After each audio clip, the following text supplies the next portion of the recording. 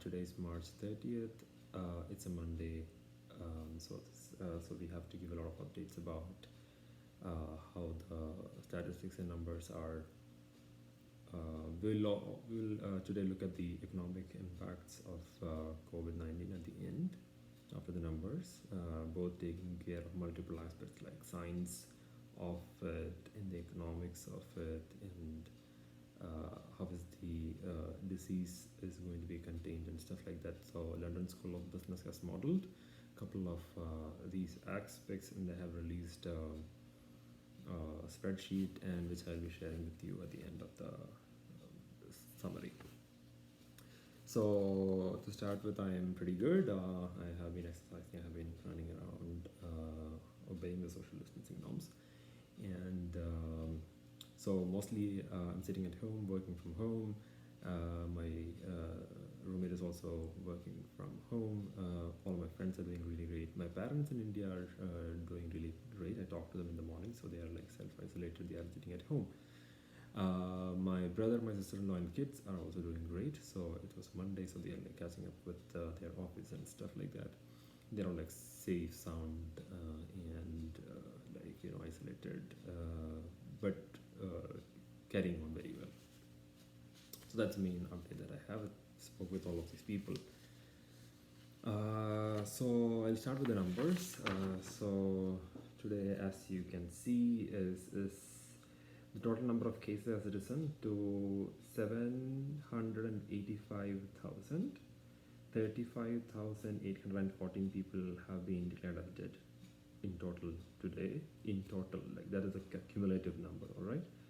165,000 people have recovered completely and have gone home. So there is a definition of what is recovery. Recovery includes a lot of criteria.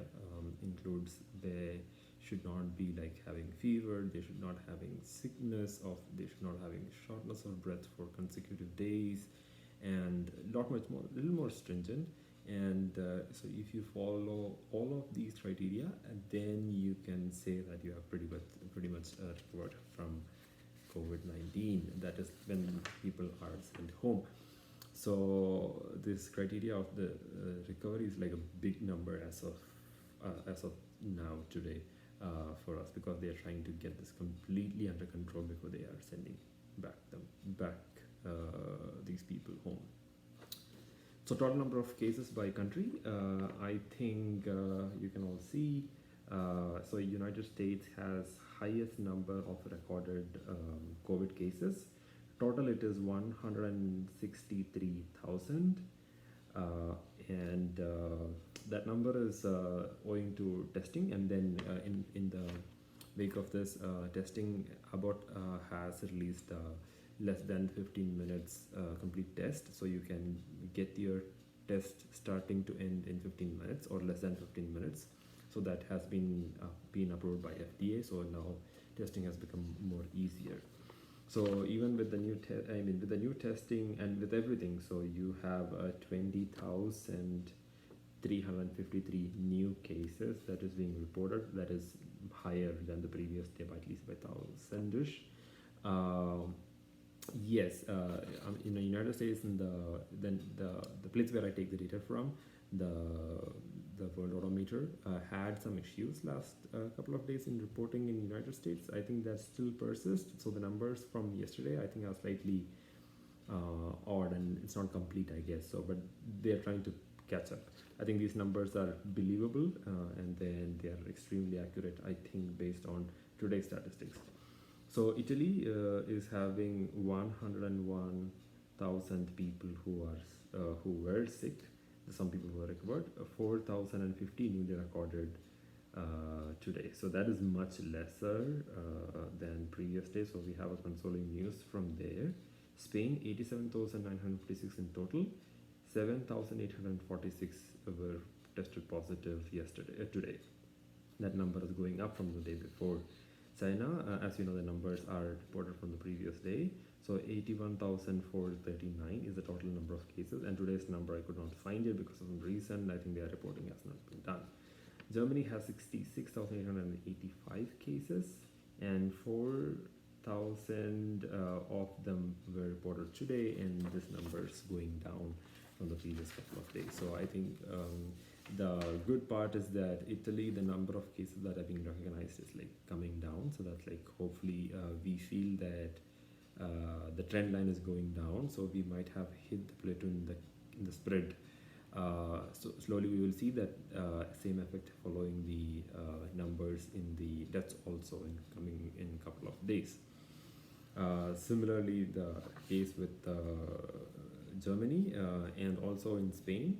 So these numbers in Spain, especially these numbers of total positive identification is going down. So we might see a decrement all over really soon. That's one of the things that we might expect. But these are not conclusive. These are like data driven. So probably we'll have to look at the data tomorrow in order to see more of this data, more of these type, to get understanding of this. And then I come to the death. So this is like Italy is having the highest death toll. So with 11,591, 812 recorded today. So that is still like more than the number which were reported yesterday. Spain, on the other hand, has 7,700 total deaths reported. 900 were reportedly dead today. So that is like a huge number sitting up there for Spain. Hopefully, we will see that numbers coming down really soon. China is having 3,300 cases and five of the new deaths. This number has been consistently 5, 4, or 8 for all along. So it's not changing. That's what, at least from the reports, that we can assume. United States had a total death of 3,156 and 573 were recorded today. I think these numbers, as I said, United States has some reporting issues, so these numbers are coming in late. So this may not match with the numbers that we had yesterday. So, but they are making the adjustment. So 573 the total death that was recorded today. France, it is 3,029, 418 people recognized as dead from COVID today. So that number is also going up. So one of the changes that we might have tomorrow is like USA and France coming over China. So that is something that is, by looking at the numbers, we can really feel that might be the case in coming days. So yeah, that's mainly about the numbers, and I think a lot of people are discussing about a lot of impacts that it might have on lives of people. It has completely changed the cities upside down, the cities which are the most busiest, and now the most cities which are most deserted. This is not the end of it. We are going through it, and we will come out of this thing. It might take a while, but it will come out of it. So I'll just share some of the views of this economic impacts.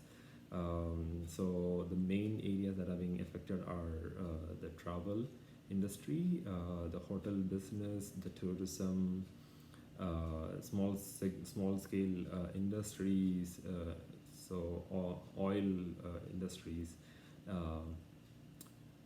automotive industry, small businesses, and all that. 3.28 million people have been impacted by COVID. The unemployment roughly comes about to be that number. So one of the advantage is that highly skilled workers can work from home, so they are embracing that opportunity. A lot of companies are losing out their cash reserve. They are emptying it out now. So probably we will see that how this is going to be affected in the long term. So one of the other things that we will be talking about in the coming days, generally by the policymakers and by all these doctors and all, will be, economists will be the impact of it on the economy and flattening of the curve of recession in coming months to follow. Recession is inevitable. Looking at the state of it, we can all assume that recession is inevitable, but flattening the curve over the recession curve also becomes one of the prominent things to look up. So they are suggesting solutions like both policy as well as restraints in order to contain the disease. Even these people are proposing the same. Without this, we will be seeing massive number of people who are getting sick and getting even killed or reported as dead from COVID. So I think social distancing and policy changes are being under review, and many of them are implemented.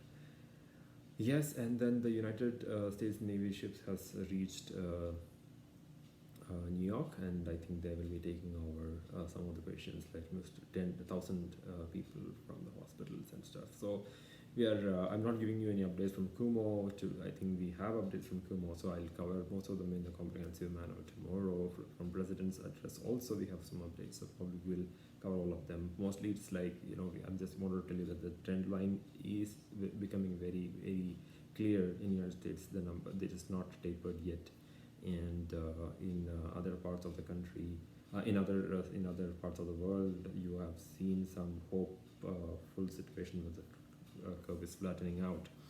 So I would encourage, if at all anybody is watching this, I wanted to encourage all these people to not stockpile stuff. I think our farmers has not gone out of job. They are actually working. Supply chain is actually intact.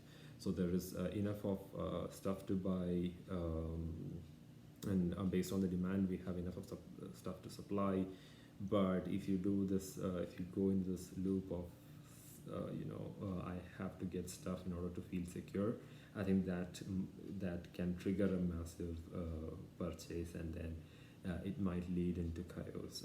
Even today, as I'm speaking, people are saying that their supply chains are intact, and I think these are people who are researchers who are saying this thing. So we should be believing them. So all of these supply chains and all the farming and the groceries and all this stuff will be restocked. So what they are right now doing is to instead of focusing everything and the resources on restaurants, which is having high impact on from this COVID, they are focusing it on grocery stores so that everybody has access to this stuff.